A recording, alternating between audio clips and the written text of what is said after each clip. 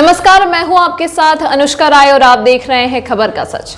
शाहदरा उत्तरी नगर निगम के बजट पेश किया गया, जिसमें सभी पक्ष विपक्ष ने अपनी बातें रखी। पूर्वी दिल्ली के शाहदरा नॉर्थ जोन में आज बजट पेश किया गया, जिसमें पक्ष विपक्ष ने अपने रेवेन्यू को लेकर के बताया कि किस तरीके से पूर्वी दिल्ली नगर निगम का बजट, या यूं कहें किस तरीके से पैसा जनता से जुटाया जा सकता है। हर पार्षद ने इसको लेकर के अपनी बातें रखी, जिससे किसी ने रेहड़ी पटरी वाले का मुद्दा उठाया तो किसी ने हाउस टैक्स का। लेकिन इस बजट में देखते ही देखते एक बीजेपी और आम आदमी पार्टी के पार्षद एक दूसरे से लड़ने को उतारू हो गए। यह बात जब हुई जब भारतीय जनता पार्टी के मनोनीत निगम पार्षद रामराज तिवारी ने आम आदमी पार्टी के मनोनीत निगम पार्षद को एक आपत्तिजनक शब्द का इस्तेमाल किया, जिसको लेकर के आम आदमी पार्टी के मनोनीत निगम पार्षद हसीबुल हसन भड़क उठे।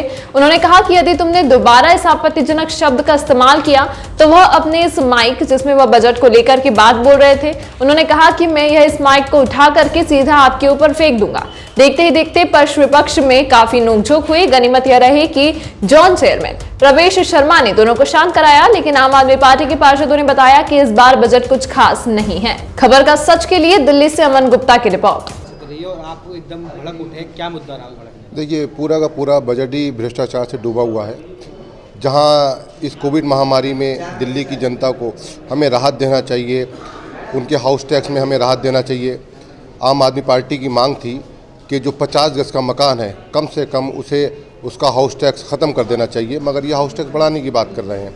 आम आदमी पार्टी की मांग थी कि जो इन्होंने व्यापारियों के ऊपर अतिरिक्त कर, यानी कि कमर्शियल हो, चाहे वो फैक्ट्री लाइसेंस हो, चाहे वो ट्रेड लाइसेंस हो या फैक्ट्री फीस हो, इन्होंने कई गुना जो बढ़ोतरी कर दी है उसे कम करना चाहिए, मगर ये उसे और बढ़ाने की बात कर रहे हैं। ये हर तरह से दिल्ली की जनता का शोषण करना चाहते हैं, मगर आम आदमी पार्टी जब इस तरह की आवाज़ उठाती है और हम जब इस तरह की आवाज़ उठाते हैं तो फिर ये हमें अपशब्द पे उतर जाते हैं, कभी मुल्ला, कभी और इससे ज़्यादा मतलब जाति सूचक शब्दों का इस्तेमाल करते। और आज भी इस हाउस के अंदर ये हुआ कि पाकिस्तान चले जाओ, कि अफ़गानिस्तान चले जाओ।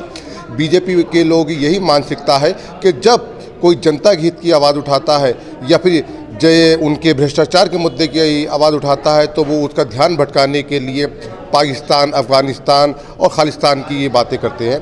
और आज यही इनकी मानसिकता इस हाउस के अंदर ये दर्शाती है।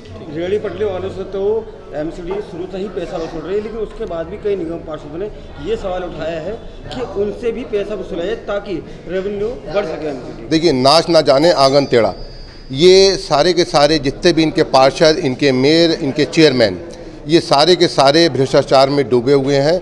और इस समय जो ये सोच रहे हैं कि किसी तरह से दिल्ली की जनता को नोचा जाए, अभी एक इन्हीं की पार्षद। आज जो ये बजट पेश हुआ है, इस बजट में क्या खासियत है? देखिए, यही दुर्भाग्य की बात है। मैं आप सारे मीडिया बंधुओं के माध्यम से बताना चाहता हूं कि यही दुर्भाग्य की बात है कि आज के बजट में सचमुच जो सत्ता में बैठी हुई पार्टी बीजेपी है, उसके खुद के पार्षदों ने कह दिया कि जी इस बजट में कुछ भी नहीं है, जनता के हित की कोई बात नहीं है, सफाई कर्मचारियों के लिए कोई बजट नहीं है, कोई प्रोग्रेस की कोई बात नहीं है, रेवेन्यू के लिए कोई बात नहीं है। आज बजट पेश होने के बाद भी आज सुझाव लिए जा रहे हैं। अरे भाई, ये सुझाव अगर आपको लेने ही हैं तो कम से कम इस बजट से पहले लो। जनता के जब चाहत होती है काम करवाने की, उस काम को करवाने के लिए तब सुझाव लो। बजट पेश करने के बाद सुझाव लेने का कोई औचित्य नहीं है। इनके खुद के पार्षदों ने कह दिया, चेयरमैन साहब ने खुद मान लिया कि हाँ भाई, इस बजट में कोई खास नहीं है, लेकिन फिर भी चर्चा बनती है, चर्चा का विषय तो करनी पड़ेगी। अभी तक के लिए फिलहाल इतना ही। खबरों के साथ बने रहने के लिए देखते रहिए खबर का सच।